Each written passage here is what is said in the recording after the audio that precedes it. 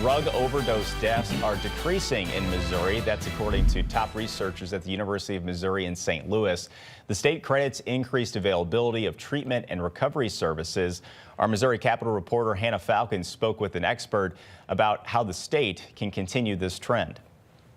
Like many, my family was personally affected. Rachel Winograd watched one of her parents upend their life for addictive drugs, but she turned what could have been a horrible moment into her catalyst. I grew up being really curious and fascinated and confused by the power of drugs. She now sits on the Missouri's Substance Abuse Prevention and Treatment Task Force, where she uses her years of research and her personal experience to guide the state's choices in treating and preventing drug abuse. Today, Winograd presented the task force's recommendations to lawmakers, hoping they can come up with policies to help over 300,000 Missouri families affected by drug abuse. That's according to the Department of Mental Health.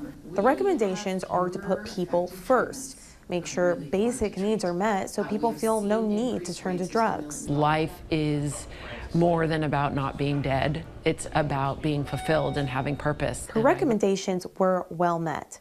Are we really looking at the why rather than just treating the symptoms?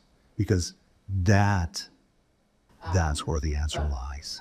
But it may be too late for lawmakers to do much this legislative session. With only 3 weeks left in the legislative session, lawmakers are mostly concerned with the state budget. Funding for addiction treatment and research comes from marijuana and tobacco sales tax.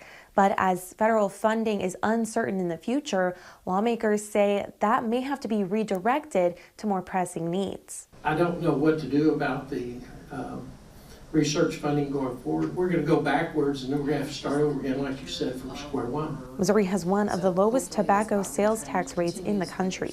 A bill was introduced to allow cities or counties to raise it, but has not received any traction. Reporting in Jefferson City, I'm Hannah Falcon, First Alert 4.